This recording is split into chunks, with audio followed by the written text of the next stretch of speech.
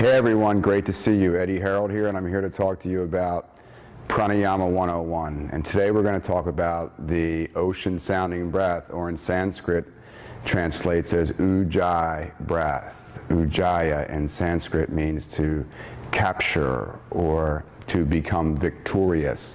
And when yogis spoke about that, they were indicating the inner battle about capturing the mind, being victorious over the part of the mind that wants to sabotage your desired goal. So in a way, to draw the mind down into the body, friction was created in the throat, and this friction becomes almost kind of alarming to the mind in a loving way. The mind would want to investigate this sound and wonder, why is this sound occurring in the throat? And just that little tool is enough to bring your mind present. And you simply become aware that the mind is focusing on the frequency or the acoustics of the contracted muscular system of the throat.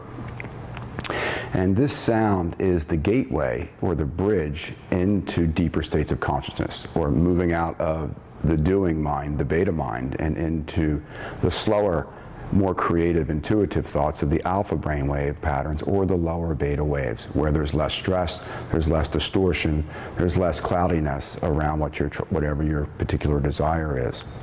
So when we think of the ocean sounding breath, not only is it magnificent for the mind, it's also an unbelievable physiological tool to create purity in the body. When we constrict the throat, it creates resistance on the inhale and exhale process. The body has three diaphragms. One is located at the pelvic floor. One is located between the chest and abdominal cavity. And one is located at the base of the brain. And these three diaphragms create two containers. And the ocean sounding breath forces the middle diaphragm muscle to thicken. It feels the resistance that takes place in drawing oxygen in and forcing carbon dioxide out. And when this muscle begins to thicken, your body can handle more pressure, healthy pressure. This pressure helps us in many ways. Number one, it increases the power of our digestion. We eliminate stronger. The lymphatic system becomes stronger, removing toxins that we do not want to redistribute or recycle back into our bloodstream. It also allows the assimilation of nutrients and water to be so much more powerful, to raise our energy levels and remove inflammation from the cells in the belly that are trying to keep our life force energy high. And this is the #1 tool in remaining healthy. We want to keep the life force in the belly high our entire life without raising our heart rate. So each time we raise our heart rate, either through exercise or yoga, there's a trade-off for that. So if we can keep our life force energy or the metabolic digestion fire high, our Agni is what it's called in yoga, then there's less pressure on our heart and lungs to do their desired pumping and exchanges of gases. Let's take a look at this ocean sounding breath. Very, very simple. You bring your right hand up to your face, open your mouth, and expel the breath through the mouth, but squeeze your throat as if this was a mirror.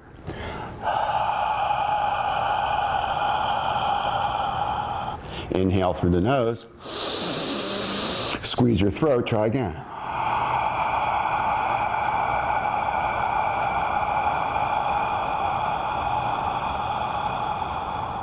Inhale through your nose, exhale through your mouth.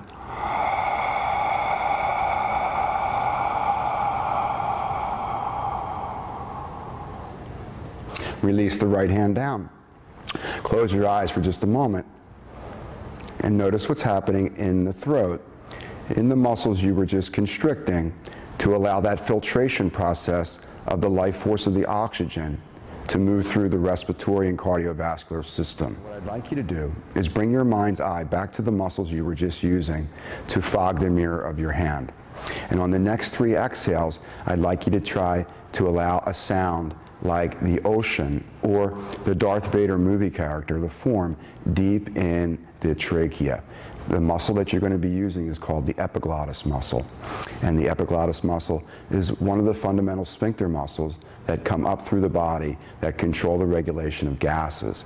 So it's the gateway from the base of the throat and the top entrance into the windpipe. Okay? So let's try this. Inhale, Exhale, soft sound.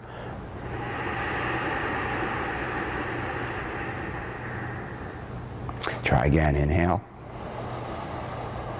Exhale.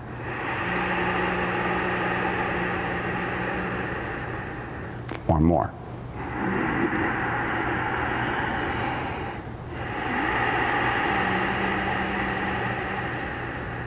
Let your eyes close and notice what you're feeling, what you're thinking.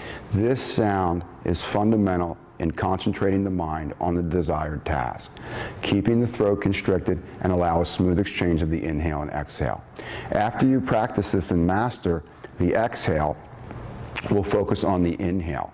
Now the inhale is a little more challenging for folks. So you're going to pick up the exhale quicker, okay? So work on your exhale and just try to exhale longer than your inhale. If you don't know how to do that, just attach counting to it. Okay, the left side of the brain loves to count, and it's a great tool to hone your mind and tether your mind down into the breathing process. So you would simply inhale for whatever you could inhale for, say 2, 3, 4, 5, whatever the particular inhale is. Make sure it's a full inhale, and then exhale, and let whatever that number is be longer than the length of your inhale. And practice squeezing your throat when you do that. And just practice this for the first couple weeks. And then after you've mastered the exhale, you'll begin to practice drawing the breath in with the ocean sound. This is going to happen a little more naturally to you once you master your exhale, and it won't feel as awkward. The idea here is yogic pranayama, mastering the breath. When you're using the ocean sound, the nostrils become purified.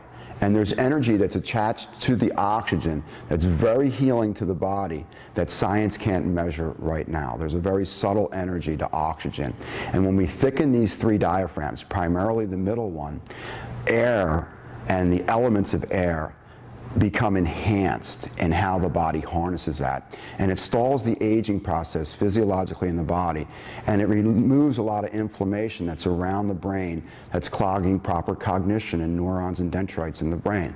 So you want to be using this all the time. If you have a young child in your life, when they're really focusing on whatever they're doing, whether they're playing or coloring or whatever it may be, listen to them closely. Bring your ear down to their throat, and you'll notice that they're doing the ocean sounding breath, and they're in deep concentration in the now moment.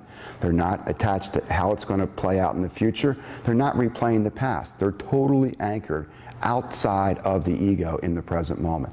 So the good news is you already know how to do this. You just need to remember how you used to do it when you were a child, when you were in deep concentration, excelling in the present moment, in the now, reaching your desired goal without the limits of the past or without the fear that it might not work out in the future. So work on your exhale and look to lengthen your exhale. Let it be double or longer than your inhale. You'll immediately feel it differently after even 30 seconds of this technique. So use it at any part of your day where you feel hypertension or stress coming onto you, and recenter yourself. Once you've mastered the exhale, focus on your inhale and allow the inhale and exhale through the ocean sound to become longer.